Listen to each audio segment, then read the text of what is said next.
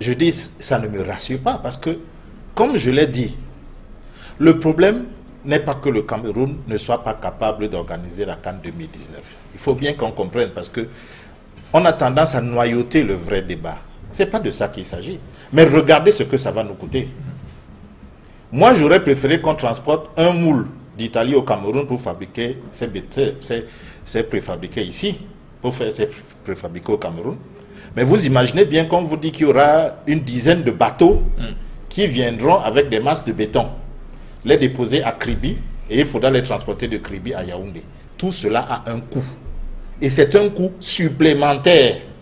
Ces travaux auraient pu être faits à Yaoundé sur place, même si on veut du préfabriqué. Allez sur le pont du Vouri, vous allez trouver qu'un certain nombre de choses ont été moulées là, à côté du pont, juste en face. On faisait des grandes masses de béton là, et puis on les transportait pour aller les mettre juste en face de la route pour fabriquer le pont. Donc, c'est de ça que je parlais. Le coût va être extrêmement élevé. Il faudra, je ne sais pas combien de camions.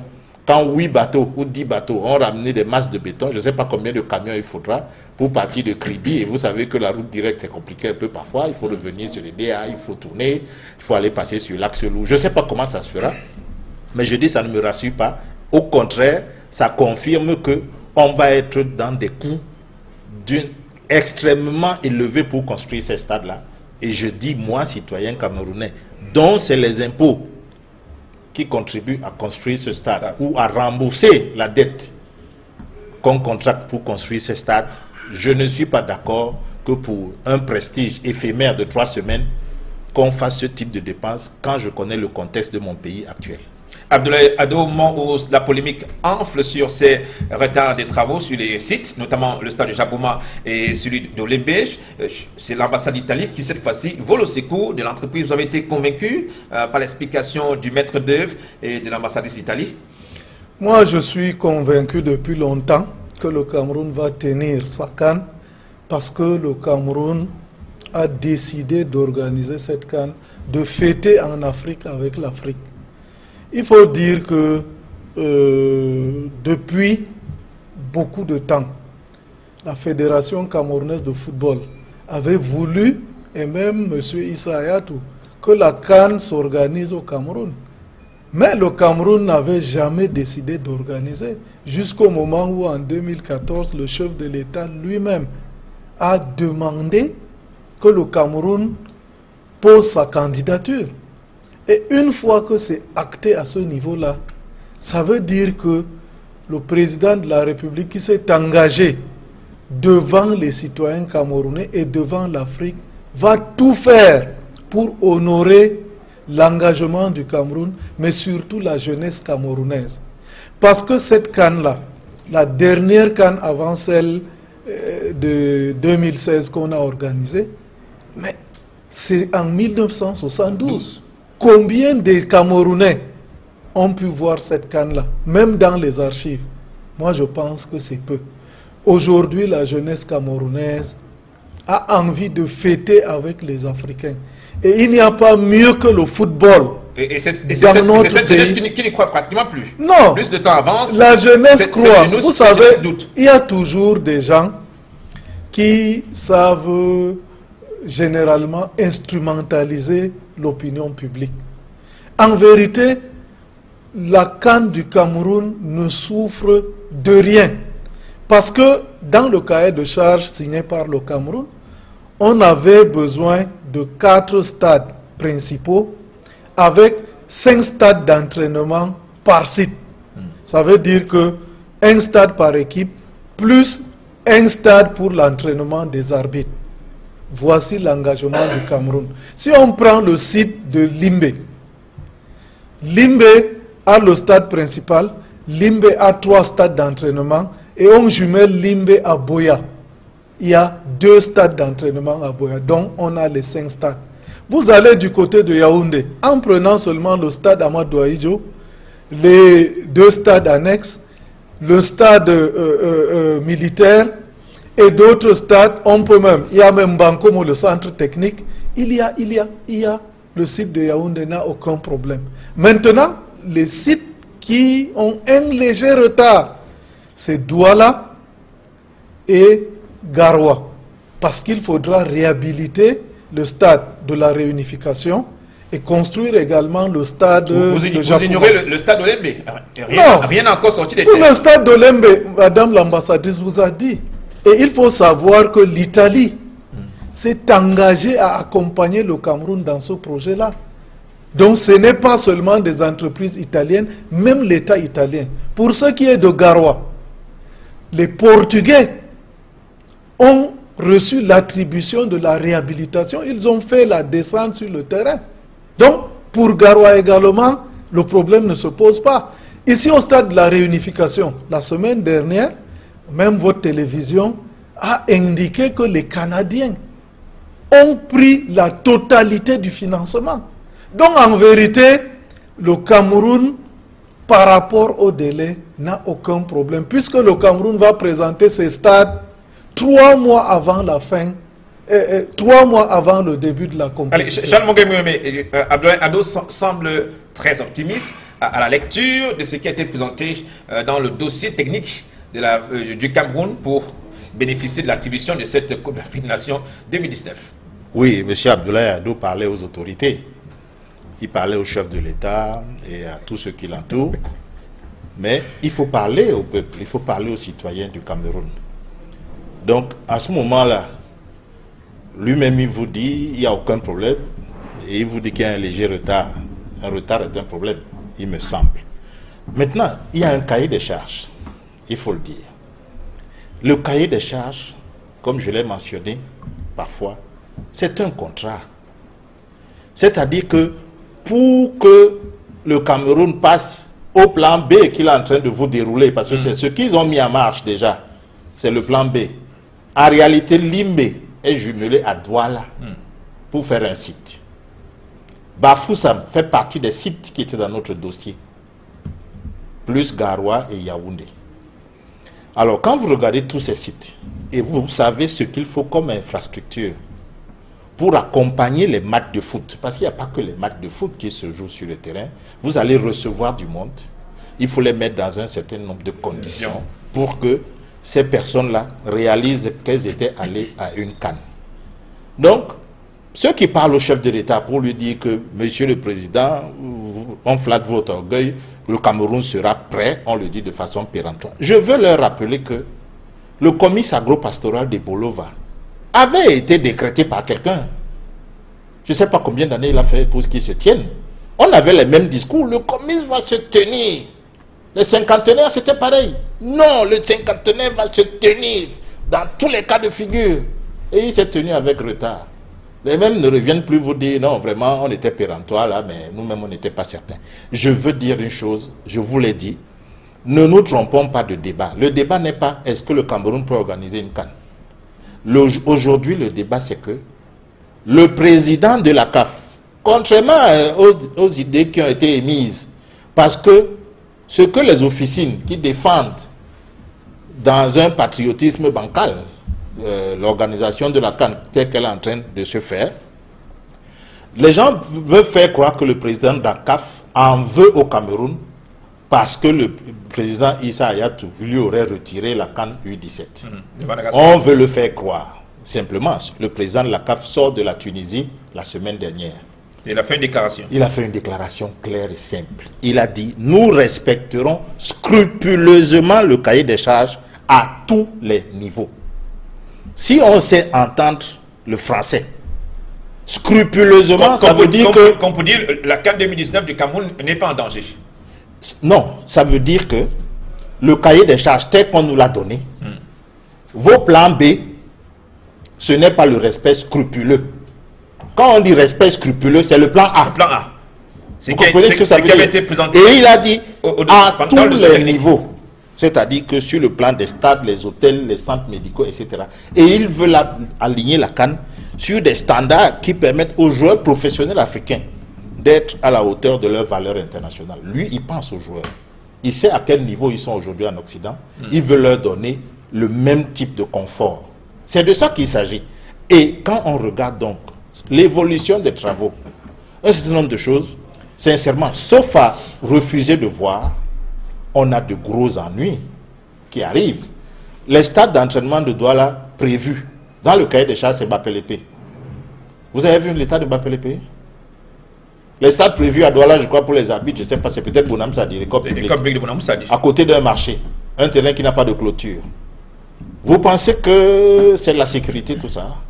Le stade de Bepanda, est-ce que les gens vont s'entraîner sur le gazon synthétique pour aller jouer sur du gazon naturel? Il y a un certain nombre de questions comme ça. Je ne parle pas encore du plateau sur le plan sanitaire. Je ne parle pas des télécommunications. Je ne parle pas des voies, les routes, si vous voulez. Les routes, le chemin de fer, l'avion. Combien avons-nous d'avions du moment où on a 4 sites pour les rallier, si les matchs s'enchaînent, etc. C'est tout ça qui pose un problème. Je termine en disant une chose. Le chef de l'État, lui encore, il a mis en place un comité de préparation des CAN 2016 et 2019. Si même là, les gens ne sont pas inquiets, moi ça me pose un problème. Ce comité de préparation devait rendre un rapport trimestriel au chef de l'État. Trimestriel.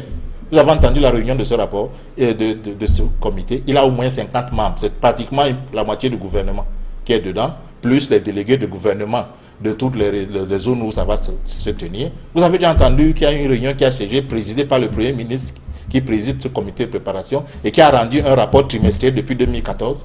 Il faut faire attention. Parlons aux Camerounais.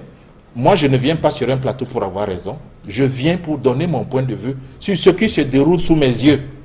Je suis un historien du présent. Je vois les choses se dérouler. Je tire la sonnette d'alarme. Si vous voulez parler au chef de l'État en lui disant que tout va bien et après les gens reviennent dans les débats de dimanche pour dire qu'on a trompé le chef de l'État, tant mieux. Des discours, bon peu, des balais, des descentes de délégations sur les différents sites jusqu'ici, rien n'avance. Et une sortie du président de la CAF qui semble balayer complètement la mise en place des éventuels plans B. Ce qui va davantage donner des insomnies à tous les comités qui pilotent l'organisation de cette CAN 2019. Oui, peut-être que nous on parle au chef de l'État et aux autorités, mais Charles, en parlant aux Camerounais, fait du populisme. Parce que le danger du populisme, c'est quoi? C'est de faire entendre aux gens ce qu'ils aimeraient simplement entendre, qui est très distinct de la réalité. Et la réalité, c'est que... Quelle est la réalité? La réalité, c'est que donc, ce comité-là travaille régulièrement. Le Comican travaille régulièrement. Est-ce que ce comité rencontre au peuple camerounais? Peut-être que, est-ce que c'est au peuple qu'il devait rendre compte ou au chef de l'État?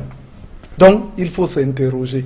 Ça, c'est d'un. De deux, je crois, le ministre des Sports, du moins le gouvernement, va faire une sortie également pour indiquer le point des travaux, effectivement, où on en est et qu'est-ce qu'on devrait faire, qu'est-ce qui est même dans le cahier de charge du Cameroun.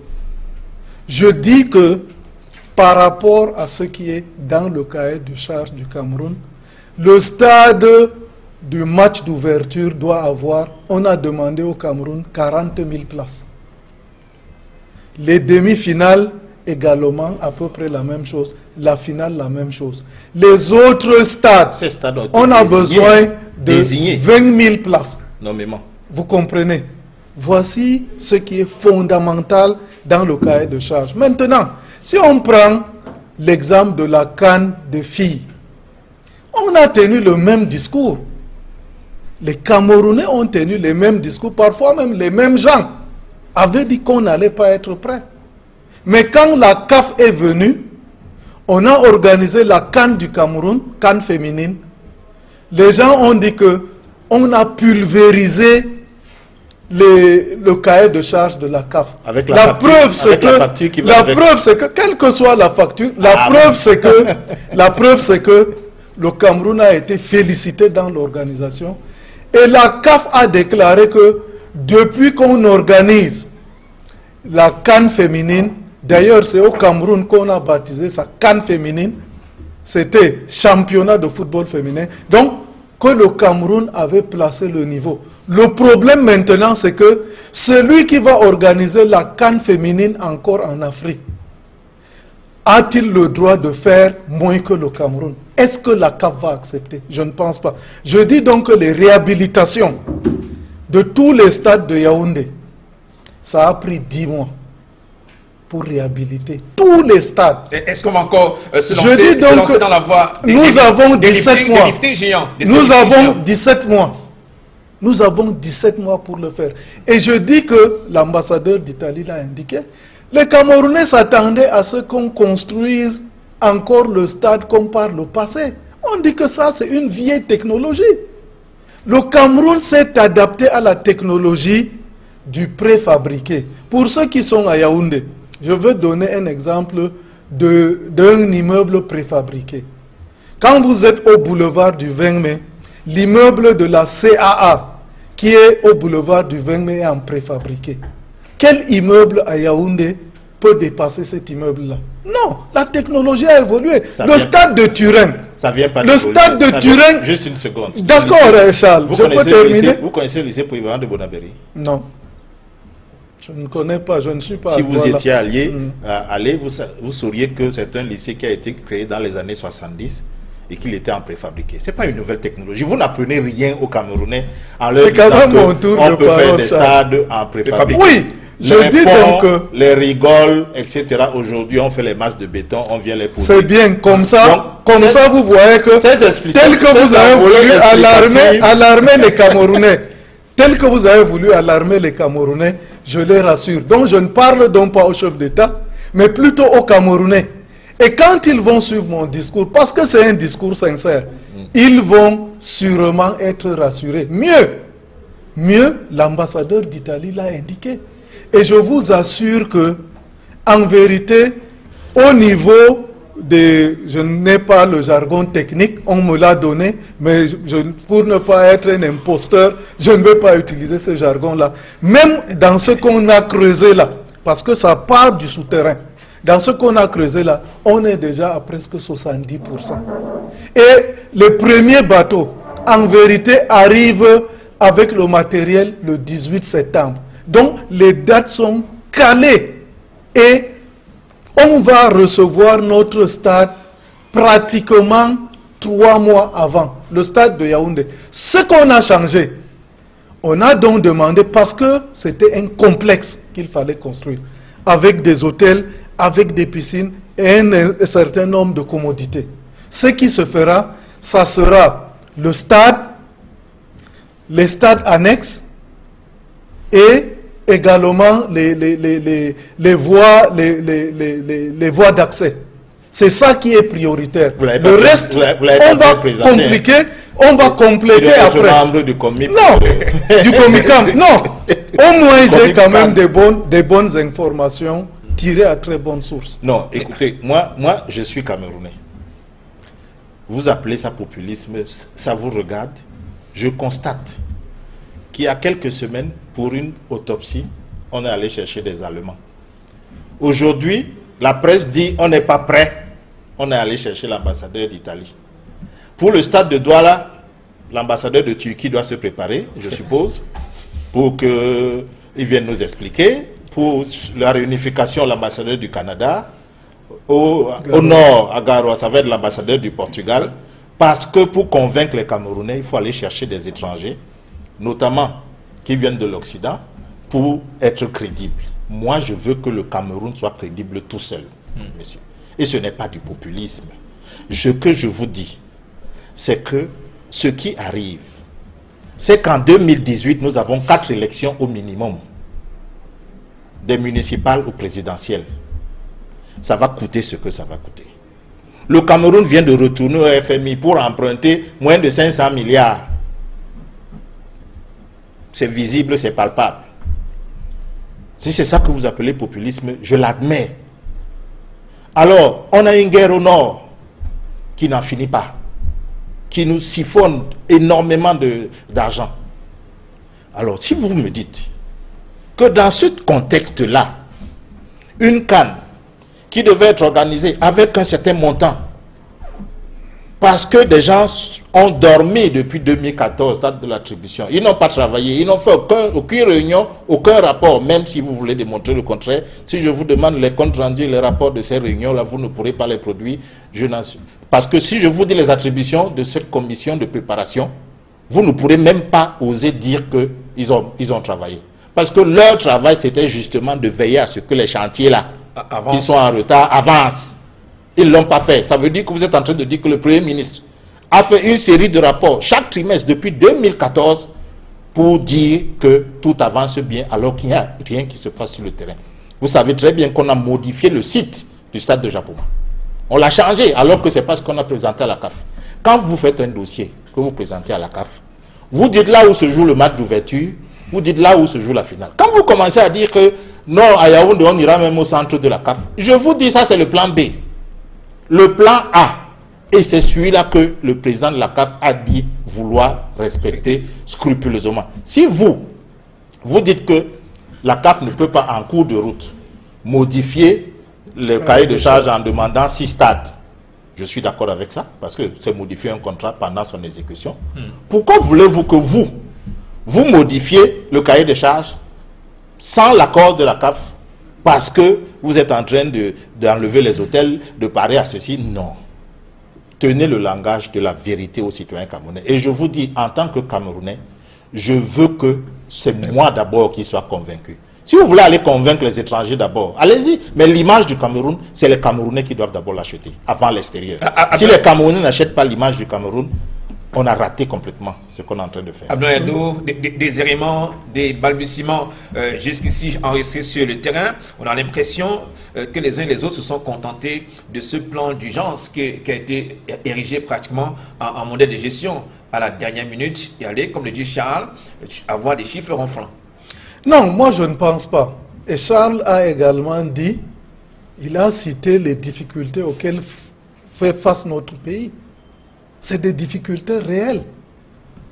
Il ne doit donc pas condamner ce pays-là, qui, nonobstant ces difficultés, s'est engagé devant l'Afrique et le monde, et devant la jeunesse camerounaise. Et vous savez que, moi je crois, parce qu'il faut être honnête, s'il y a quelque chose à tenir, et je suis sûr que le président ira également dans ce sens-là, c'est de ne pas retirer, du moins, de ne pas casser la grandeur du Cameroun. Parce qu'il a dit à la jeunesse qu'elle aura sa canne. Aux Africains qu'ils viendront fêter au Cameroun. Et c'est même peut-être pour ça que, parce qu'il a ces engagements-là, il est allé au FMI simplement pour que le Cameroun ne soit pas surpris, puisque c'est sur une période de 3 ans, c'est 400 milliards qu'on a demandé là. Ça veut dire qu'il ne faudrait pas que, quels que soient les engagements, quelle que soit également la conjoncture, que les engagements du Cameroun jusqu'en 2019 soient tenus. Et moi je crois, sans être forcément dans le secret, je me dis que s'il y a des choses à différer, peut-être que le Cameroun va se contenter d'une seule élection sur les 4. Peut-être faire l'élection présidentielle et maintenant proroger les autres élections. Donc je crois véritablement que la CAN, la présidentielle, la CAN sont des éléments fondamentaux de survie de notre engagement patriotique. Et je suis sûr que ça ne va pas être modifié. Mieux, parce que des gens disent un certain nombre de choses, pour qu'un pays ne puisse plus organiser une CAN qu'il a reçue, il faudrait que ce pays-là désiste. Comme le Maroc. Le Maroc a désisté en 2015. Les Marocains ont dit que les Africains noirs avaient l'Ebola. Donc, ils ne pouvaient pas les accueillir sur leur sol. Bon, j'espère que c'est fini. Parce que c'est en Afrique noire qu'il y avait l'Ebola. Je continue donc pour dire, ça c'est de racisme là où je ne crée pas un problème de racisme. Vraiment. Ça c'est de deux maintenant. Il faut dire également que la deuxième cause, c'est quand le pays dit que je ne peux pas, au vu de mes capacités financières, de mes engagements, comme Madagascar. Donc, c'est comme ça qu'on a retiré. Ce n'est pas que vous vous levez comme ça, vous retirez aux gens. Juste un mot. Non, je ne vous coupe pas. D'accord. Ce que je veux dire, c'est que je suis sûr que vous faites exprès. Non. De ne pas vouloir comprendre ce que je vous dis. Les jeunes du Cameroun n'ont pas dit en 2014 qui ne veulent pas de la CAN. Les jeunes du Cameroun disent en 2017 qu'on nous a attribué la CAN en 2014 et vous ne pouvez pas venir en 2017 commencer seulement cette année-là à la préparer. Parce qu'en la préparant en 2017 seulement, elle va nous coûter 4-5 fois le prix. Et les jeunes du Cameroun ont des problèmes d'emploi. Ce n'est pas du populisme que de le dire. On a organisé une tournée avec le trophée de la CAN. Plaisir éphémère de 2 minutes, qui s'en souvient encore. N'inventez pas les plaisirs. Les gens ont dit ici, Kameko, c'est la 11e province du Cameroun. Depuis que les avions ne vont pas à l'étranger, quelqu'un est mort au Cameroun? Vous avez des éléments sur lesquels vous posez le patriotisme camerounais, alors que le patriotisme, c'est être correct vis-à-vis du peuple. Alors si vous ne voulez pas être correct vis-à-vis du peuple, et vous basez votre image sur une forme de bluff qu'on fait avec l'étranger, je suis désolé, vous étiez à l'ambassade d'Italie aujourd'hui, mais sachez que justement, ces représentations diplomatiques sont beaucoup mieux informées sur le Cameroun que le Cameroun lui-même. Et donc tout le monde sait, quand vous entendez l'Algérie parler de candidature, le Maroc, ils ont des représentations à Yaoundé qui leur disent que ces gens-là ne sont pas prêts. Ils ne le seront pas dans le plan A. Donc ce n'est pas la peine de rassurer faussement. Charles, Abdoulaye va répondre rapidement et nous allons... Oui, ce que moi je voudrais dire, contrairement à ce que Charles dit, le Cameroun a commencé à préparer sa CAN en 2015 sur le plan infrastructurel. Sinon, on n'aurait pas joué la CAN de 2016. Il faut savoir que ce qui a été fait pour la CAN féminine, c'est dans le continuum de la CAN de 2019. Donc, les gens ont l'impression que quand on a reçu, on a passé le temps à dormir et que c'est subitement en 2017 qu'on commence à construire. Non.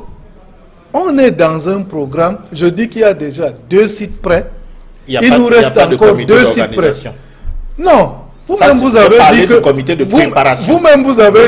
le Comican a été désigné par décret depuis 2014. Mais je sais aussi que vous savez que vous savez aussi qu'après on a créé le COCHAN 2016 pour organiser la CAN 2016 maintenant. Parce que là, c'est au niveau de l'organisation.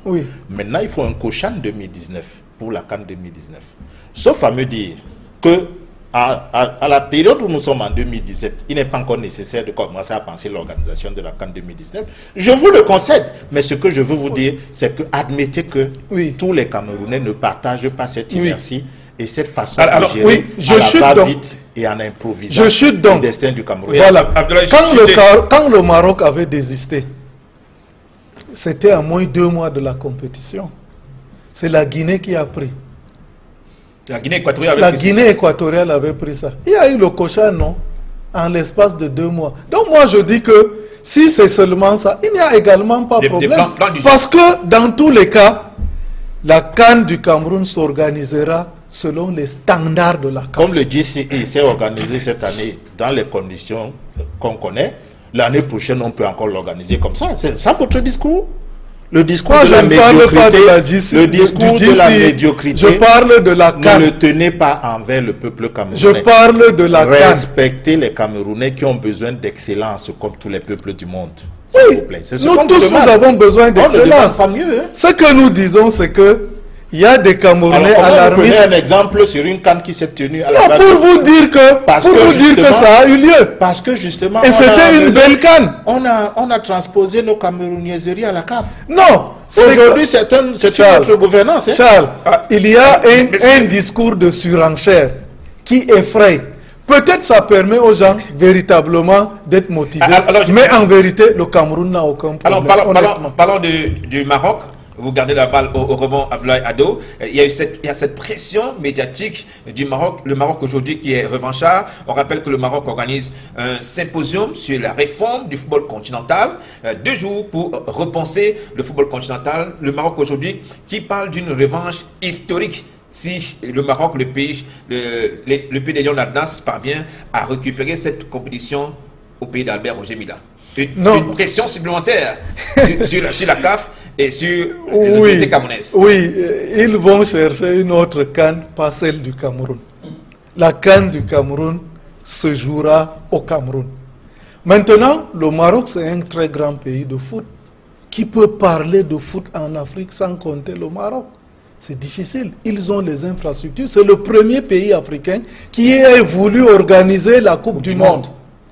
Et ils ont, parce qu'ils avaient voulu organiser la Coupe du Monde, ils ont construit des infrastructures. C'est incontestable. Et Dieu merci, ça me permet également de parler, parce que vous savez qu'il y a également un autre discours qui est tenu pour dire que non, il n'y a pas d'exécutif à la FECAFOOT. J'espère que vous êtes au courant. Le président Tombi Aroko a été invité par le président de la CAF. Sur son invitation, Monsieur Tombi Aroko, président de la FECAFOOT, vous êtes convié à ce rendez-vous du Maroc. Monsieur Blaise Moussa, secrétaire général de la FECAFOOT, vous êtes convié à ce rendez-vous du Maroc. Et à ce rendez-vous, il y a au moins 3 activités. Je peux vous rappeler une il y a le symposium. Je vous rappelle une autre illustre invitation. Je vous s'il vous plaît, laissez-moi terminer. Un avion qui a été invité. Laissez-moi terminer, Charles. Vous vous en souvenez? S'il vous plaît, Charles. Vous vous souvenez du Camerounais qui a acheté un avion? Laissez-moi terminer. Qui avait été invité à la primature? Bon. Là, c'est pas du Qu'est-ce que ça lui a donné comme Là, fonction? c'est la réalité. Là, c'est la réalité. Comme fonction? Le 18 et le 19, il y a symposium. Le 20, il y a comité exécutif de la CAF avec les invités du Cameroun, le président de la FECAFOOT et son secrétaire général. Et le 21, il y a assemblée générale extraordinaire de la CAF. Voilà. Allez, vous avez créé un sujet et vous y avez répondu. Charles, dans ce rendant, Oui. le Maroc va plus loin, présentant ses stats en cas de révolution des différentes compétitions majeures de la CAF. Le Maroc dit, nous sommes prêts, nous avons les infrastructures dignes de ce nom, au standard mondial, capable de défier même le vieux continent. C'est évident, le Maroc est avancé. Le Maroc est avancé dans les compagnies aériennes. On le compte d'ailleurs dans l'Europe. Aliata, il est situé en Europe par rapport à... Mais il faut éviter des discours qui sont des discours haineux. Nous sommes dans le domaine du sport. Le Maroc n'a jamais dit qu'il ne veut pas de Noirs qui ont Ebola chez eux. Ce discours est tenu depuis quelques semaines et parfois par des personnes qui enseignent nos enfants dans les universités. Je trouve que c'est assez petit sur le plan de l'éthique de tenir ce type de discours. Ce n'est pas bien. Il y a des Marocains au Cameroun. Il y a beaucoup d'étudiants camerounais au Maroc. Si vous ne les connaissez pas, nous on connaît un certain nombre. Alors dire que le Maroc ne voulait pas de Noirs qui souffraient d'Ebola, c'est comme s'il n'y a pas de Noirs au Maroc. C'est même faire l'étalage d'une certaine méconnaissance. Donc il faut balayer ça. Ce que je veux dire, c'est que le Maroc se met simplement en position de réception. Il est évident que humainement, ils ont eu mal parce que lors de cette CAN, ils ne se sont pas désistés. Ils ont demandé un report qui leur a été refusé, à raison certainement parce qu'ils connaissent eux-mêmes les engagements marketing autour d'une compétition. On ne la reporte pas non plus comme on veut. Oui. Maintenant, est-ce que les explications leur ont été données de façon à les calmer, à les apaiser? Je ne suis pas certain, parce que la CAF était devenue très politique, au sens de politique politicienne. Donc, ils ont mal pris l'affaire. Mais je dis que si la CAN est prise au Cameroun, ce sera uniquement par la faute du Cameroun que personne ne voit en le pays qui risque de récupérer cette CAN un adversaire du Cameroun. Il faut préparer les esprits déjà à ça. Parce que dans d'autres pays, on peut pourchasser les ressortissants de ces pays-là localement en expliquant en pensant que ce pays a fait du mal au Cameroun en prenant la CAN. Attention, ce genre de discours ne doivent pas prospérer dans le sport. Donc si le Maroc, demain matin, avec les plans B qui sont en train d'être annoncés, la CAF dit niet, le comité exécutif de la CAF dit non, messieurs, votre plan B, on n'en veut pas, on donne à quelqu'un d'autre. Le Maroc ne sera pas, n'est pas et ne sera pas l'ennemi du Cameroun pour autant. Allez, dans ces méli-mélo, le patron du sport va également faire une sortie ce mardi à 11h au stade Omnisport Amadou Ahidjo de Yaoundé. Sans doute, on aura d'autres plans pour savoir si oui ou non le Cameroun va tenir ses engagements avant l'organisation de cette CAN 2019. Parlons d'autre chose cette fois-ci, de cette session du comité exécutif de la Fédération camerounaise de football qui s'est tenue la semaine dernière à l'hôtel Montfédé à Yaoundé. Marcelin Gansop fait le résumé de ces travaux. Les informations publiées par RFI ont hanté les travaux du comité exécutif de la FECAFOOT, au point où le président Tombi Aroko a refusé de se prêter aux questions de la presse privée, s'enfermant dans un mutisme pour le moins surprenant. C'est que le reporter de RFI a annoncé que les travaux de Conakry ont balisé le chemin pour la mise en place d'un autre comité de gestion provisoire à la FECAFOOT. Le temps de toiletter à nouveau les textes en vue de l'organisation de nouvelles élections. Et pourtant, aucune information relative à la réunion tripartite de Conakry ne figure parmi les 7 résolutions prises ce 14 juillet à Yaoundé. Selon une source au sein du comité exécutif, le président Tombi Aroko s'est contenté de dire que son bureau restait en poste et que la réunion convoquée par la FIFA n'a débouché sur aucune résolution concernant la situation qui prévaut à la FECAFOOT. Finalement, au rang des résolutions prises à Yaoundé, figure l'instruction donnée au secrétaire général de doter la FECAFOOT d'un trophée définitif de la Coupe du Cameroun, et ce dans un délai de 90 jours.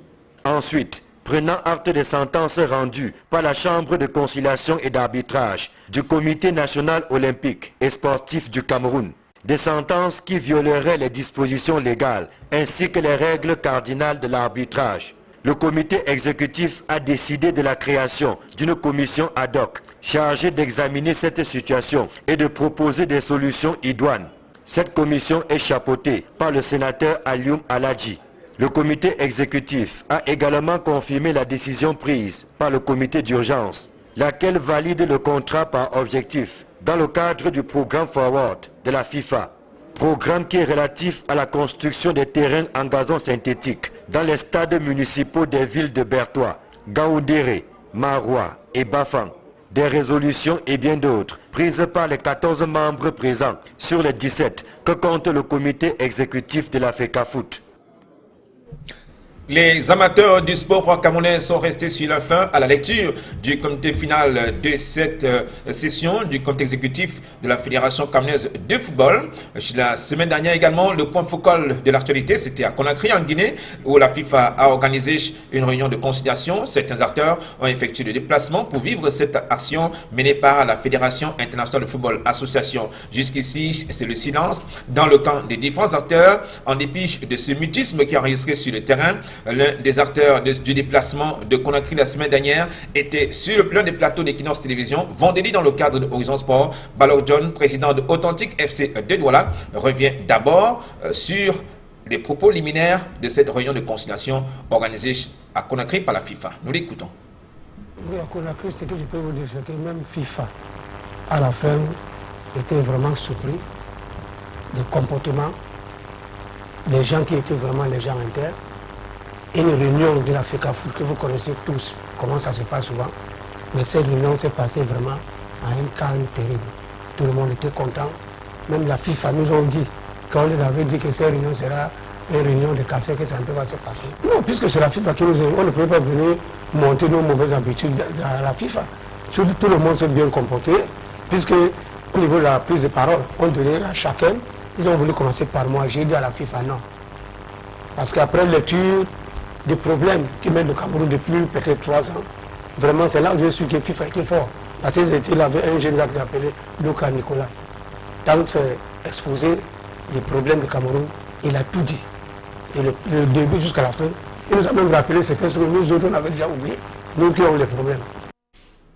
Balogdon, monsieur le président d'Authentique Football Club de Douala, qui n'est pas allé du dos de la cuillère pour le signifier, la FIFA a prescrit le silence des différents acteurs. Écoutons une fois de plus. Bon, maintenant, je vais vous dire qu'ils ont vraiment interdit, la FIFA, ils ont vraiment interdit de ne pas sortir ce que nous avons dit dans la réunion. Que ça arrête qu'on attend la décision de la FIFA. Qu'ils nous ont promis que dans 2 semaines, ils vont rendre la décision à tout le monde Cameroun comme ça, ce qu'ils ont dit. Mais je ne peux pas venir ici aujourd'hui, prendre pour moi, pour vous dire ce qui s'est dit dans cette réunion. Voilà, la déclaration de Balor, c'était vendredi sur l'un des plateaux d'Equinox Télévision. C'était dans le cadre de Horizon Sport vendredi soir. Abdoulaye Ado, Charles Mongué-Mouyemé, le mutisme aujourd'hui est la règle d'or à l'issue de cette réunion de consultation organisée par la FIFA. Est-ce qu'ici aujourd'hui la FIFA peut réussir à convaincre les autres sur la voie consensuelle? Dans tous les cas, la FIFA est en train d'essayer quelque chose. Et parce que la FIFA essaye quelque chose, elle a demandé aux partis de rester vraiment, d'être silencieux. Parce qu'ils ont dû signer un code de bonne conduite. Ça veut dire qu'il faudra respecter ça. Mais pour celui qui a l'habitude de certaines choses, je crois que la FIFA a indiqué clairement sa position. Et elle ne compte pas changer de mon point de vue et de mon analyse. Parce que quand vous prenez la lettre du 26 juin, la FIFA a indiqué clairement que par rapport à la situation de cette sentence-là, elle ne va pas s'y mixer. Parce que aucune de ces instances n'a été concernée. Ça fait donc que de ce côté-là, la FIFA ne changera pas. Mais maintenant, s'il y a quelque chose à faire pour amener les partis à comprendre que la question électorale, de mon point de vue et de mon analyse, pour 2015, de l'exécutif actuel, pour moi, c'est quelque chose d'acté et de passé. Parce que le gouvernement du Cameroun a pris une position ferme là-dessus. Et le gouvernement ne recule pas, ne compte pas reculer sur la question. La CAF, avec cet exemple de l'invitation de M. Tombi et de son secrétaire général, qui sont à ces activités du Maroc, escalité, c'est également un message pour celui qui sait comprendre. Et la FIFA également, avec la lettre du 26, a indiqué le même message. Ça veut dire que... une nouvelle correspondance qui date du 14 juillet. Oui, pour confirmer. Parce qu'il faut dire qu'il y a des gens qui font la collection des accusés de réception de la FIFA. Parce que ces gens ne vous disent pas que c'est eux qui écrivent à la FIFA et la FIFA répond. Parce qu'il y a certains amis à Yaoundé qui ont ouvert pratiquement, je ne sais pas, une chemise comme ça, des accusés de réception de la FIFA, qu'ils baladent sur tous les plateaux de télévision et de radio. Donc, c'est eux qui écrivent et la FIFA réagit parce que la FIFA est une institution que quand on vous écrit, vous réagissez. Donc, c'était encore pour leur réaffirmer la même chose parce qu'ils ont saisi la FIFA pour demander si la lettre du 26 était une décision ou bien c'est une simple correspondance. La FIFA leur a dit là-dedans que le 11 juillet, parce qu'ils ont écrit le 7 juillet, que non, c'est à titre d'information, comme on a dit. Puisqu'ils ont saisi un organe juridictionnel, ils vont attendre la décision juridictionnelle qui ne changera pas de la lettre du 26 parce que la FIFA a indiqué l'article qui interdit à la FIFA de s'immiscer dans l'implémentation ou l'application de cette décision. Oui, Abdo, le suspense ici demeure entier sur la suite de cette réunion de conciliation de Conakry. Charles, est-ce que le silence ici ne traduit pas des situations inconfortables pour tous les acteurs? Pas forcément. Pas forcément. Et c'est là où le processus d'abêtissement, dont je parle souvent, de la population du Cameroun, fait beaucoup de mal dans les règles, dans la politesse, dans l'élégance morale. Quand je vous convie à une réunion, ce n'est pas à vous d'aller publier le compte-rendu. C'est simplement l'élégance morale, c'est de l'éthique, c'est de l'administration. Donc logiquement, c'est à la FIFA de sortir d'abord le compte-rendu. C'est elle qui convoque la réunion, ce n'est pas les participants. Vous ne pouvez pas sortir d'une réunion, n'importe laquelle, même de famille. S'il y a un secrétaire dans la famille, c'est lui qui fait d'abord le compte rendu. Connaissant l'environnement du football camerounais très bouillonnant, chacun fait la oui, course, mais il faut faire œuvre de pédagogie.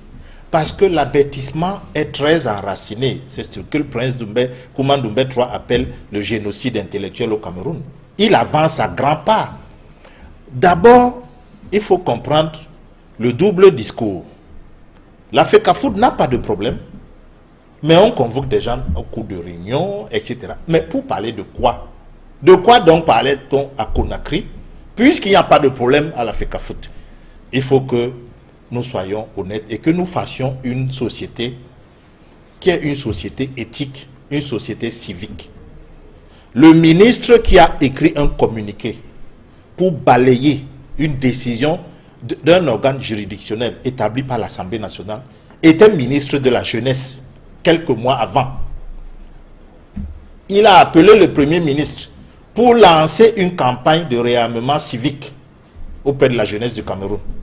Si c'est ça l'exemple de réarmement civique qu'il donne en balayant une décision d'un organe juridictionnel, fut-elle mauvaise, mais comme les choses sont bien faites, quand la décision est mauvaise, il y a une voie de recours. Ce que l'État du Cameroun aurait dû faire, c'est de donner l'argent à la FECAFOOT pour rester auprès du TAS et qu'on dise au niveau du TAS à ceux qui se plaignent que votre CCA s'est trompé parce que cela n'a pas été fait. On a préféré balayer d'un communiqué. C'est un fâcheux précédent pour le droit, l'état de droit du Cameroun. Donc, il faut se dire que la réunion de Conakry, le malaise était déjà au départ, Hervé. Le départ parce que l'habitude de nos communiqués, vous connaissez, vous savez comment on convoque les réunions chez nous? L'ordre du jour vous sera donné séance tenante. Cette habitude a fait que les gens ont voulu partir sans avoir l'ordre du jour. On avait écrit conciliation. Si vous m'invitez à une réunion avec l'ordre du jour d'assassiner M. Abdoulaye Ado, si je participe, c'est que je suis d'accord avec l'assassinat. C'est pour ça qu'il y a eu ce malaise au départ. Et au retour, je vous dis simplement que pour moi, c'est encore de l'élégance sur le plan administratif que celui qui convoque la réunion publie le premier le rapport et après, donc, maintenant, nous pouvons nous engouffrer pour dire s'il est bon ou s'il n'est pas bon. Alors, messieurs, c'était un énième round de négociations sur cette crise à la FECAFOOT. Les factions se sont radicalisées complètement. Est-ce qu'on peut dire que c'est le dernier combat? C'est le dernier combat, Abdoulaye Ado? Je ne sais pas. Ceux qui étaient en combat, c'est ceux-là qui contestent l'exécutif actuel de la FECAFOOT. Et Dieu merci, ça a implosé. Parce qu'il faut dire la vérité. Il y a maintenant, ils étaient 5, 3 sont dans un camp, 2 autres dans l'autre. Je ne veux pas revenir sur les discours que vos confrères ont publiés, qu'ils ont tenus lors de leur réunion de la CEFAT. Est-ce le dernier combat, Abdoulaye Ado? En tout cas, c'est eux qui sont dans le combat. La FECAFOOT est en train de travailler. Et parce qu'elle travaille, elle fait des résultats. Je crois que pour le gouvernement, pour la fédération, que le gouvernement accompagne, le vrai combat, c'est l'organisation de la CAN 2019. Donc, si pour eux, ils sont encore dans ce genre d'attitude, ça c'est leur problème. La fédération, elle travaille pour l'intérêt du Cameroun. Charles, mutisme, rumeur, démenti, est-ce le dernier combat dans cette affaire? Non, ce n'est pas le dernier combat. Vous savez très bien qu'Abdourahmane, il refuse de prononcer son nom depuis, je ne sais pas pourquoi. Abdourahmane n'était pas à cette réunion. Abdourahmane est la personne qui va toujours devant les juridictions. Au Cameroun, on le lui reproche. Vous voyez à quel point le Cameroun est tombé. Vous reprochez, c'est-à-dire que c'est celui qui va devant l'autorité de justice qui est vilipendé. Mais celui qui n'y va pas, c'est celui qu'on célèbre. Monsieur Abdoulaye Ado, voilà le travail que la FECAFOOT fait depuis que ces élections ont été annulées. C'est de convaincre qu'elle est légitime. À un moment donné, vous n'êtes pas fatigué de justifier que parce qu'Infantino nous a invités, donc on est légitime. Parce qu'on nous a invités à Conakry, donc on est légitime. Parce qu'on nous a invités là-bas, donc on est légitime. Parce qu'on a pris une photo avec la secrétaire générale de la FIFA, donc on est légitime. À un moment donné, ça ne vous fatigue pas. Vous ne pouvez pas travailler. Si je vous demande aujourd'hui combien de licenciés il y a dans le football du Cameroun, vous ne pouvez pas me donner. C'est ça le travail d'une fédération, c'est pas préparer une canne. Il y a les données. C'est pas préparer une canne. Vous allez au service de licence, vous les avez pas. Il y a les données. La preuve, moi je n'ai pas ça parce que Star vient de bénéficier de licences que vous faites au même joueur avec plusieurs noms différents. Ça veut dire que ça ne fonctionne pas. Star a bénéficié de points. Le même joueur, en restant au Cameroun, change de nom, change d'identité, change d'âge. C'est ça le système que vous mettez en place? Non. Votre rôle, c'est de promouvoir le football au Cameroun. Ce n'est pas d'organiser la CAN. La CAN s'organise toute seule, elle n'a pas besoin de vous. D'ailleurs, c'est le Premier ministre qui préside les commissions. Vous le savez très bien, que ce soit la commission de l'organisation, etc. Ce que je voulais dire pour répondre à votre question, ce n'est pas le dernier combat. Si la FIFA veut que ce soit le dernier combat, ça peut l'être. C'est-à-dire, la seule chose, l'unique chose à faire, c'est d'appliquer bêtement la sentence. et maintenant de dire, ok, cet exécutif n'est pas légal, il n'est pas légitime, il est supposé n'avoir jamais existé puisque l'élection a été annulée. En plus, les statuts ont été annulés. Quels statuts sont donc en vigueur aujourd'hui? Si c'est ceux de 2000, d'avant la situation du comité de normalisation, comme ce que je pense, parce qu'il n'y a pas d'autres statuts, à ce moment-là, comment se gère la vacance? On règle ce problème. C'était un problème hyper simple depuis le début, mais les gens qui ont fait suspendre le Cameroun en 2013, ils prennent la position aujourd'hui pour nous dire que c'est les autres qui embêtent le foot camerounais. Qui a fait suspendre le Cameroun en 2013? Qui a rejeté le consensus du Premier ministre en 2013, établi sur Adoum Garoua? Qui a hué Adoum Garoua dans une salle à la FECAFOOT quand il est venu demander de surseoir aux élections? Et Primo Corvaro, le représentant de la FIFA, est sorti en disant tout est au mieux dans le meilleur des mondes. Dans ce discours de tout est au mieux dans le meilleur des mondes, on le connaît au Cameroun. Le combat n'est pas fini. Abdourahmane, je pense que c'est quelqu'un. Il a contribué, certes, à amener le foot dans ses difficultés, dans l'ancien régime, mais aujourd'hui, en prenant le bon chemin, il se rachète. Et je pense que le moment venu, au jugement de l'histoire, il aura droit à des circonstances atténuantes. Je vous conseille de suivre ce chemin pour ne pas que l'histoire vous retienne négativement. Bon, moi je ne veux pas suivre le chemin de M. Abdourahmane parce qu'il a dit à Mondo Vision que le Premier ministre l'a appelé, il a refusé d'accéder au consensus. Parce qu'il faut dire que l'exécutif actuel, là, le consensus s'est fait au Premier ministère. Il dit qu'il a refusé. Il a même également dit aussi, non, laissez-moi dire. En 2013, qui a refusé? Laissez-moi, lui, c'est pas en 2013. C'est le même c'est en Premier ministre, 2015 qu'il a refusé. Oui, mais avant, en 2013. Oui, en 2015, c'est Abdourahmane qui a refusé. C'est le même Premier Il ministre. dit également qu'on l'a appelé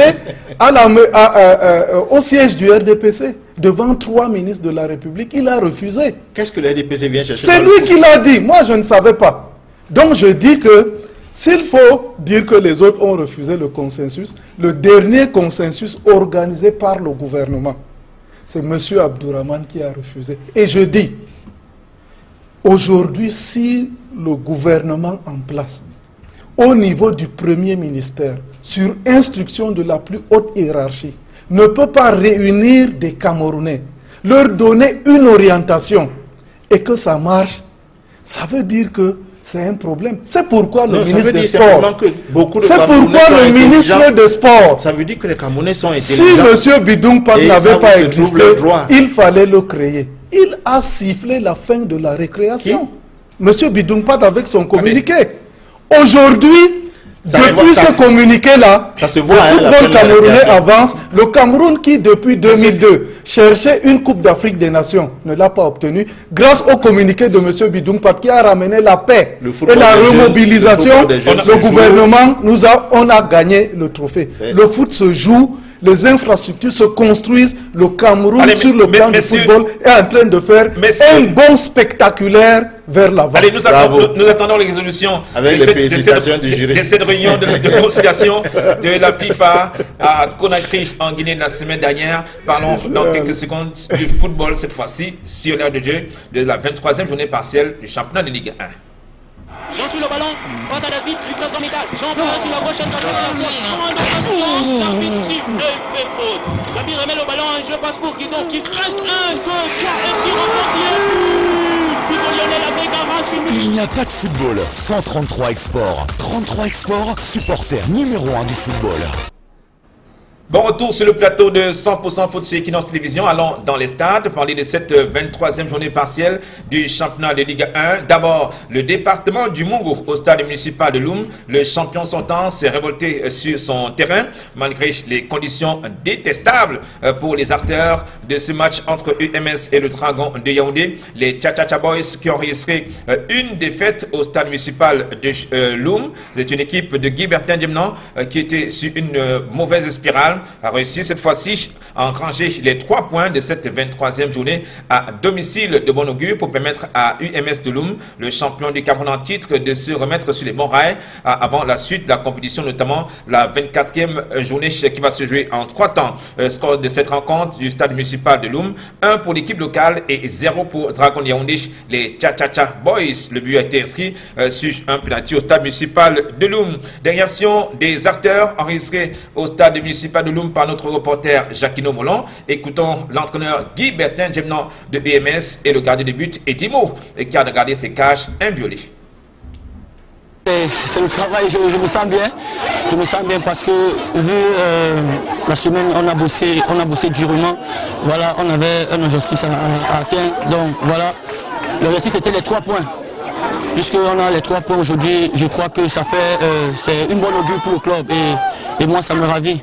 Je dis merci à mes coéquipiers parce qu'ensemble, on a bataillé pour avoir les 3 points. Puisque je suis un compétiteur, un guerrier, donc un guerrier n'abandonne pas ses camarades au champ de guerre. Oui, je suis un homme satisfait parce que ça n'a pas été facile face à une équipe des Dragons qui a démontré cet après-midi qu'elle n'a pas usurpé la 3e place.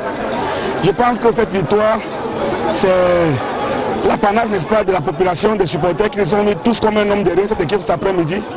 Je les remercie pour le coup de pouce et les invite, n'est-ce pas, à continuer à nous apporter ce coup de pouce dont on a besoin dès le prochain match. Écoutez, cet après-midi, on n'avait pas besoin de voir la qualité. Ce qui était important pour nous, c'est les 3 points, quelle que soit la manière. Et là, on a pris les 3 points. Je pense que c'est une victoire référence, c'est une victoire qui va nous permettre de mieux travailler, de mieux asseoir, n'est-ce pas, la façon de jouer. Parce que ça faisait longtemps qu'on n'avait pas gagné.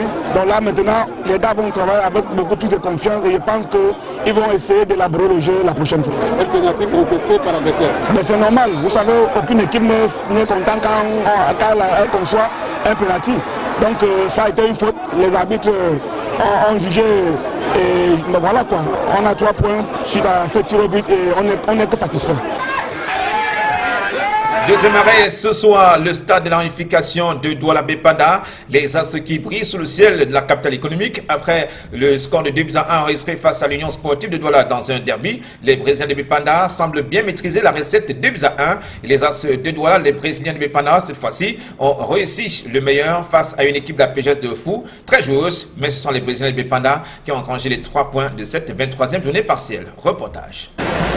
Les As de Douala sur une spirale positive. Les Brésiliens de Bépanda sont devenus intraitables sur le gazon synthétique 3e génération du stade de la réunification de Douala-Bépanda. Pourtant, c'est APG de Fou qui ouvre la marque par Messi Boulich.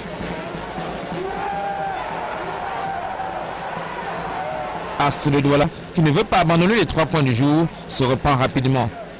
Sur une action bien orchestrée, Jean-Berthaud Simon remet les pendules à l'heure.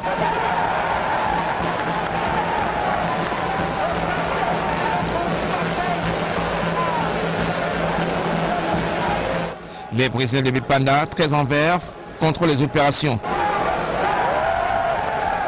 Le milieu de terrain donne du rythme.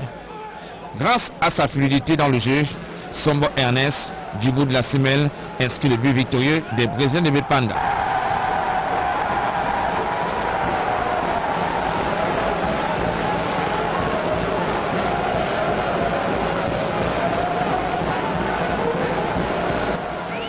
APG de Fou va tenter en vain de rétablir l'équilibre. Sur le côté récupéré par les Astres de Douala, pas à peine de faute pour moi, il aurait été parti pour personne. Sur le banc de touche des Astres de Douala, tout le staff attend avec impatience le coup de sifflet final. Malgré les percussions des joueurs d'APG de Fou, Jean-Berthaud Simon, il résulte. Donc attention à la frappe de Jean Chevalier. Attaque se passe. Ça se bouscule la zone de réparation, la bonne couverture. Et ce qui permet à Janvier de signer. Astre de Douala l'emporte sur le score de 2-1. Et c'est terminé. Victoire des Astres de Douala pour le compte de cette 23e journée. 2 pour les Astres de Douala et 1 pour APG de Fou. Deuxième victoire consécutive. Allez, la sensation de notre reporter au stade de la réunification de Douala-Bépanda. Les Brésiliens étaient bien dans leurs souliers sur le gazon synthétique 3e génération de la cuvette de Bépanda. Un entraîneur, tête d'affiche dans ce championnat de Ligue 1, vainqueur de la Coupe du Cameroun avec APGS de Fou. Désormais, il est sous les feux des projecteurs de jeunes enseignants d'éducation physique et sportive. Oumar Sokba est l'attraction principale de cette 23e journée partielle. Reportage. Oumar Sokba, l'entraîneur de APG de Fou, est l'une des attractions du championnat national de Ligue 1. Le détenteur de la Coupe du Cameroun parle d'un collectif efficace. J'ai vu mes joueurs grandir en maturité. Collectivement, ils ont progressé et puis ils sont en confiance. Donc, en dépit de la défaite d'aujourd'hui, je reste optimiste pour la suite de la compétition. Aujourd'hui, c'était les 3 points qui nous permettaient de nous maintenir. Donc c'est un objectif qu'on a pas atteint aujourd'hui. J'espère seulement que dimanche on le fera. Si la mayonnaise a pris sur le collectif, le club veut d'abord assurer son maintien en Ligue 1 malgré les petits moyens. Vous savez, quand vous avez la participé à une compétition africaine, vous aimeriez la goûter de nouveau. Mais quand vous voyez mon équipe jouer aujourd'hui, je vous ai dit, les équipes qui jouent le titre, c'est UMS et DIM qui ont les moyens financiers humains pour pouvoir le faire. Nous, on joue d'abord pour se maintenir, comme je vous disais, il faudra prendre les 3 points pour assurer le maintien et puis tout le reste, ça sera que du bonus. Sous l'effet des projecteurs, depuis la finale de la Coupe du Cameroun remportée face à Bamoutos de Bouddha, Oumaro Sogba se met toujours au service du club. Sur un plan personnel, vous savez, les entraîneurs, on vise toujours le haut. On veut toujours être à la une, on veut toujours être devant. Mais moi, je suis assez modeste parce que je ne pense pas que j'ai le background que les autres ont. Donc, je continue seulement à donner le meilleur de moi, même si à la fin, ça fait que nous serons dans les 3 premiers, tant mieux pour moi. Malgré son engagement dans un club de Ligue 1, Oumaro Sogba ne privait pas ses élèves des cours d'éducation physique et sportive. Non, déjà je donne cours de PS le matin, les cours s'arrêtent à 10h30. Et puis après je s'entraîne à midi, donc j'ai le temps de rentrer sur Yaoundé de faire vacances à mon deuxième boulot. Mais tous les matins de 7h à 10h30, je dispense mes cours normalement et puis après je vais entraîner. Il n'y a pas de gêne par rapport à ça. Oumaro Sogba, guide de APGS de Fou à la Coupe du Cameroun de football, veut conserver ce bien. Vous savez, quand vous avez pris la coupe comme ça, la première chose c'est de chercher à la conserver. Il faut tout faire pour conserver la coupe cette année. Et puis les élèves ils ont dit qu'ils veulent maintenant le trophée du champion. Donc je leur ai dit, c'est inaccessible pour nous, mais je vais tout faire pour leur ramener un jour. Peut-être pas cette année, mais un jour dans l'avenir. Oumaro Sogba, le patron du Monotouche d'APGS de Fou, le détenteur de la Coupe du Cameroun. À la fin de ce duel entre les Brésiliens de Bépanda et APGS de Fou, notre reporter a recueilli également les propos du chef d'orchestre du Monotouche des As de Douala, Bongo Charlemagne, que je vous propose d'écouter. Bien évidemment, c'est une victoire qui nous fait du bien, une très belle victoire cet après-midi. Je tiens d'abord à féliciter notre administration parce que depuis notre retour du match contre la Colombe, l'administration s'est mobilisée, anti-groupée en un seul homme pour aujourd'hui pousser ce staff technique qui était un peu orphelin depuis un certain temps. C'est pour cela que vous voyez ces résultats. Maintenant, par rapport à APGS, nous savions que APGS est une équipe joueuse. Donc ça devait être la photocopie du match contre l'Union, sauf qu'aujourd'hui, il fallait être un peu plus vigilant et bien défendre. Et c'est ce que nous avons fait. 6 points en 2 matchs, belle performance pour les Brésiliens de Bépanda. On rappelle qu'un match de la 23e journée s'est disputé ce lundi au stade militaire de Yaoundé. Match nul, 1 but partout entre le Kwakoum, le Canon de Yaoundé et le Coton Sport de Garoua. Le Canon de Yaoundé est toujours relégable. Les sages du Canon Sportif de Yaoundé lancent l'opération sauvetage du Kwakoum. Une assemblée générale extraordinaire de Mekomongonda est programmée pour le 23 juillet prochain en Kondongo, qui est le fief de l'équipe mythique de ce quartier. On espère que les supporters vont donner l'opération et donner un coup d'accélérateur sur le plan sportif au résultat du Canon sportif de Yaoundé. Jetons un coup d'œil au tableau pour apprécier les autres résultats de cette 23e journée du championnat de Ligue 1. Les As de Douala PGS 2 buts à 1, UMS du Dragon Yaoundé 1 but à 0, Racine Bafoussam Union Sportive de Douala 0 but partout, Colombe du Sud 0, Stade Rennais de Milan 1, Edisport Lalique Yon Sport Academy 0 but partout, et Canon de Yaoundé Coton Sport de Garoua c'est ce lundi 1 but partout. La suite ce sera pour ce mercredi. Fetche FC du de Bandjoun, Unisport du Onkam, New Star de Douala, Aigle de la Ménois au Saint-Henri Stadium de Limbé, et Bamoutos de Bouddha, Lyon Blessé de Fotoni. Le week-end sera réservé au 64e de finale de la Coupe du Cameroun de football, mais la Ligue de football professionnel du Cameroun a déjà programmé les matchs de la 24e journée du championnat de Ligue 1. Il y aura notamment des duels à suivre pour cette 24e journée qui démarre le 20 juillet prochain, notamment Dragon de Yaoundé qui va recevoir le Racine Bafoussam, Coton Sport de Garoua, Lyon BC de Foutouni, Aigle de la Ménois, UMS de Loum, les As de Douala, New Star de Douala, c'est un derby, Unisport du Onkam, Union Sportive de Douala, Union Sport Academy reçoit Colombe du Sud, le Canon de Yaoundé et Disport de la Leke, APGS Fetche FC du de Bandjoun et Stade Rennais de Milan Bamoutos de Bouddha. Il y a eu également une réunion ce jour du côté du Stade Rennais championnat de Milan pour permettre aux uns et aux autres d'apaiser les tensions entre supporters et cette équipe de Milan qui a mis fin à sa série noire en engrangeant une victoire hier en déplacement sur le terrain de Colombe du Sud. Nous allons recevoir le meilleur joueur du mois, Sinafok. Gérès Tamou est sur ce plateau. Il va nous présenter son magnifique trophée, sa récompense. Un mois bien accompli pour Gérès. Bonsoir Gérès. Bonsoir monsieur, bonsoir. Vous êtes en direct sur le plateau d'Equinox Télévision. Vous êtes avant-centre de Yon Sport Academy de Bamenda. Aujourd'hui, vous avez l'impression que vous êtes un homme qui les efforts ont été récompensés aujourd'hui. Oui, vraiment, je suis très content. Je suis satisfait vraiment pour ce trophée qui m'a été accordé. Oui, j'ai beaucoup travaillé pour cela. J'ai donné vraiment de mes efforts pour pouvoir arriver à avoir ce trophée. Donc je dis déjà merci. Merci à mon staff, à mes coéquipiers, à mes dirigeants aussi, pour m'avoir aidé à être meilleur joueur du championnat pour le mois de juin. Allez, pour ce mois de juillet, et ce trophée, qu'est-ce qu'il représente pour vous? Est-ce que ce trophée va booster les performances de l'homme? Vous êtes avant-centre, on attend l'avant-centre claquer des buts, faire trembler les filets, et pourquoi pas faire des assises, offrir des passes décisives aux coéquipiers. Que représente ce trophée pour vous? Ce trophée représente vraiment une satisfaction.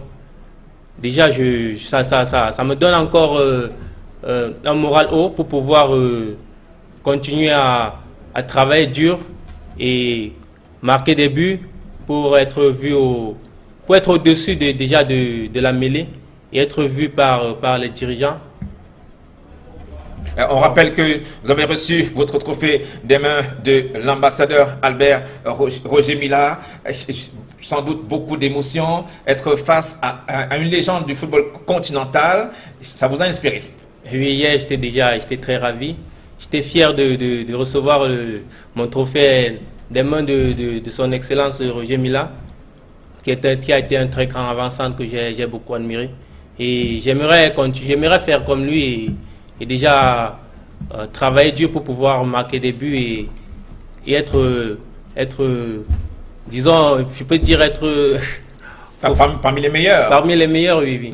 Allez, ce trophée, on espère que ce trophée ne va pas vous plonger dans la facilité. Vous n'allez pas prendre la grosse tête dans le cercle de l'équipe de Yon Sport Academy de Bamenda. Vous allez permettre à vos coéquipiers de progresser aussi et pourquoi pas viser une place sur le podium du joueur du mois du Sinafok. Oui, justement, ce trophée va au contraire me donner encore de la force pour pouvoir travailler dur et rester les épaules bas, et ne pas lever les épaules, travailler, ne pas prendre la grosse tête, surtout, et être concentré.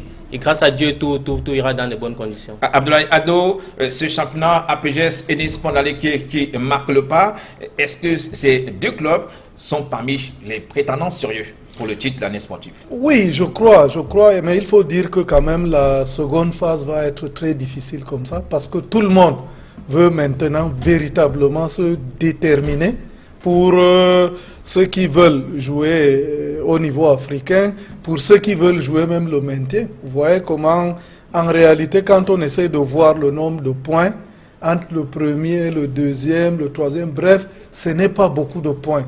2 points, 3, 4, 5 points. Ça veut dire qu'en 2-3 matchs, les choses peuvent changer. Donc, maintenant, les équipes ont atteint leur vitesse de croisière. Les gens doivent véritablement atteindre leurs objectifs. Donc, tout le monde est mobilisé et que tous les matchs seront des matchs difficiles.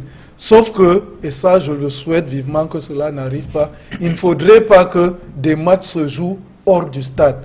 Ou bien qu'il y ait des combines, ou bien qu'on commence à soupçonner l'arbitrage. Bref, on sait qu'à une certaine phase, généralement chez nous, il y a beaucoup de contestations. Mais cette fois-ci, que la Ligue veille à ce que vraiment qu'il n'y ait pas un problème d'éthique, qu'il n'y ait pas un problème de corruption ou de combine, et que si cela arrive, que les gens soient sanctionnés de manière ferme. Allez, Gérès Tamou, vous êtes joueur de Yon Sport Academy de Bamenda, qui est également dans les hauts du tableau. Aujourd'hui, est-ce que Yon Sport Academy peut mettre la pression sur des clubs comme APGS ou encore Edisport La Léquiche, qui en dépit d'une phase retour, pas vraiment en fanfare, se maintient au sommet du tableau? Oui, vraiment, nous sommes là pour ça. déjà à la phase aller, nous n'avons pas vraiment fait ce que nous devions faire. Et nous nous sommes regardés dans les yeux déjà, les dirigeants, les encadreurs et nous les joueurs. Et nous nous sommes dit que nous allons tout donner pour reprendre notre place de l'année passée, déjà 3e l'année passée, africain. Oui, et déjà quand la phase de retour a commencé, nous avons affilé, nous avons enchaîné 4 victoires, oui, qui nous ont, des victoires qui nous ont remis un peu sur la sellette. Sur la sellette. Et nous allons continuer à travailler malgré notre défaite au 5e match, c'était contre Lyon Blessé. Oui, sur leurs propres installations. Oui. Une défaite face à Lyon Blessé. Oui, une défaite face à Lyon Blessé qui nous a un peu fragilisés, mais nous avons gardé toujours la tête haute. Et hier, alors, nous n'avons pas baissé les bras contre Eddy, nous sommes allés sur leurs installations à Yaoundé prendre un match nul, 0 but partout. Et en ce moment, n'a pas encore dit son dernier mot. Géré Setamo aussi n'a pas encore dit son dernier mot. Non, je n'ai pas encore dit mon dernier mot, j'ai encore à prouver dans ce championnat. Et je sais que je vais pouvoir. On va s'inscrire aussi dans la bataille pour le titre de meilleur buteur à la fin de la saison sportive. Oui, justement, je suis à 7 buts déjà et 4 passes décisives. Donc je compte donner encore beaucoup de mon... À 4 longueurs du meilleur buteur actuel qui est Francis Elimbi. Francis Elimbi de Aigle Abidjan. Oui. Donc je vais continuer à bosser pour pouvoir arriver à atteindre, à être meilleur buteur, disons, du championnat. Allez, c'est cette initiative du syndicat national des footballeurs camerounais. Vous êtes footballeur évoluant sur le plan local. Vous saluez cette initiative du SYNAFOC?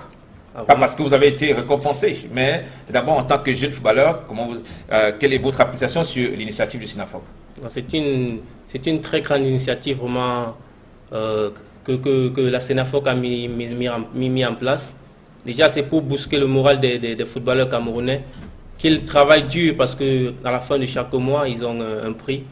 Oui, ça va permettre que les joueurs camerounais, les joueurs qui pratiquent le football au championnat camerounais puissent travailler davantage et atteindre leurs objectifs. Merci à Géré Setamo. Je rappelle que vous êtes avant-centre, joueur de Lyon Sport Academy de Bamenda. Vous avez été élu meilleur joueur du mois de juin SYNAFOC. C'est une belle initiative du syndicat national des footballeurs camerounais. Vous êtes pratiquement au sommet à l'issue du mois de juin. Maintenant, il faut se maintenir et aussi porter toute l'équipe de Lyon Sport Academy de Bamenda en championnat de Ligue 1. Merci beaucoup, monsieur, et surtout bonne continuation. Ok, merci à vous. Allez, merci. Nous allons parler cette fois-ci des footballeurs camerounais. Ce mercato, même si le mercato est timide, la direction de la Chine qui attire davantage les footballeurs camerounais. Jean sur le ballon, passe à David, du présent métal, Jean sur la gauche,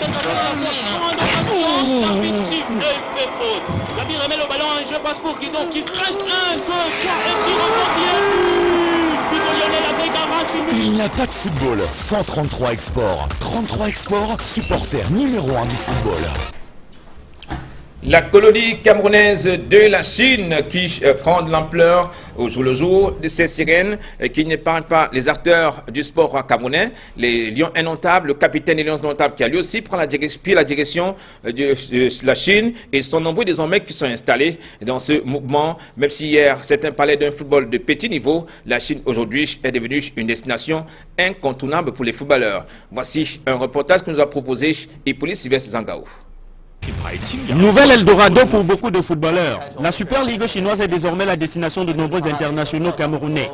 Le championnat de première division de Chine compte en son sein déjà 2 brassards des Lions indomptables. Après Stéphane Biaye Tundi, l'ancien capitaine, c'est au tour du champion d'Afrique, Benjamin Moukandjo. Relégué en Ligue 2 avec son club FC Lorient, le capitaine de l'équipe nationale de football du Cameroun a préféré déposer ses valises dans l'Empire du Milieu, alors qu'il était encore sous contrat d'1 an avec le FC Lorient. Christian Bassogo, lui, n'a pas réfléchi face à la tentation de devenir milliardaire. Le meilleur joueur de la CAN 2017 fait depuis plusieurs mois le bonheur du Henan Djani.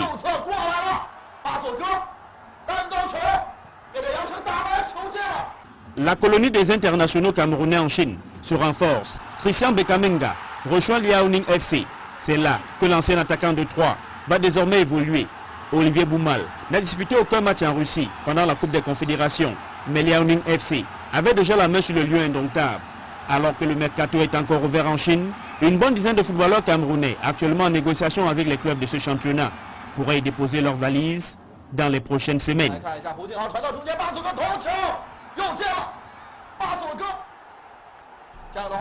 La Chine qui attire, aucun footballeur ne fait la sourde oreille face aux sirènes de la Chine désormais. Le capitaine Benjamin Mukandu, le dernier en date qui a pris cette direction, c'est Christian Bekamenga. Allons cette fois-ci sur le vieux continent pour parler de l'ancien capitaine de l'Unisport du Honkam. Une saison sportive seulement passée au Portugal. William Tchouameni prend cette fois-ci la direction du Danemark. Elle va évoluer désormais dans un club danois de Sonderschik. C'est un club de la première division qui reçoit cette fois-ci l'ancien capitaine, ancien buteur de l'Unisport du Honkam. Jack Hinton était en prêt à l'Olympique de Marseille. Les Spurs de Tottenham ont définitivement cédé Jack Hinton à l'Olympique de Marseille. Non, cette fois-ci, il est dans la partie phocéenne complètement. L'ancien pensionnaire de l'école de football de brasserie du Cameroun. La transaction serait de l'ordre de 7 millions d'euros. Il est désormais la propriété exclusive de l'Olympique de Marseille. Jack Hinton qui est dans une bonne phase préparatoire avec l'Olympique de Marseille, déjà un doublé inscrit la semaine dernière dans la phase préparatoire. On espère qu'il sera aussi en réussite dès que le championnat va reprendre droit de cité en Ligue 1 du côté de la France. Allez, la Chine qui attire en une minute Charles Mouyeme et Abdoulaye Ado. Aujourd'hui, tous les footballeurs, il y a deux destinations, la Turquie et la Chine. Les footballeurs africains et même ceux du continent européen prennent la direction de la Chine. Une compétition pas vraiment relevée, mais sur le plan financier qui est rentable pour les footballeurs. Oui, je pense que le choix est facile pour les footballeurs. Ils jouent au foot pour gagner de leur vie. Et s'il y a une destination qui rapporte de l'argent, je serai le dernier à les décourager. J'espère simplement qu'il n'y a pas une entourloupe sur le plan financier derrière. Parce que, sincèrement, les montants m'effraient et je me demande quels sont les montages financiers qu'ils feront pour rapatrier leur argent peut-être chez eux au Cameroun. Vous avez l'impression que c'est un grand bluff? Je ne sais pas, je ne veux pas l'avancer, mais j'ai bien peur que tout cet argent, est-ce que cet argent va sortir de la Chine tel qu'il est gagné par les joueurs? Est-ce qu'on ne va pas y mettre des conditions? Vous savez, les États-Unis ont commencé cette affaire avec Cosmos, etc. à l'époque. Je ne comprends pas très bien le projet de la Chine, mais c'est intéressant à analyser et à étudier. Je crois que la CAF, les fédérations nationales doivent regarder cette question. Nos joueurs ne sont pas très cotés en ce moment. Quel est le problème? La CAF doit se pencher. Les fédérations, et c'est ça le travail des fédérations justement, doivent voir quel est le problème du footballeur africain aujourd'hui. Qu'est-ce que nous apportons dans le concert du foot mondial? Allez, comment donner cette plus-value aux footballeurs africains aujourd'hui pour le vendre plus cher sur le marché des transferts? Pour le vendre plus cher, il faudrait qu'ils travaillent beaucoup. C'est clair, c'est le travail. Si vous travaillez, vous gagnez. Si vous ne travaillez pas, ça ne marche pas. Moi également, je suis pratiquement dans la même approche que Charles par rapport aux gens qui disent que bon, il y a un choix sportif et puis un choix financier. Non. La durée de vie du footballeur en termes d'activité sur le terrain est très courte. Tout le monde n'a pas la chance de pouvoir atteindre 35, 40 ans et jouer et gagner encore dans le championnat pro.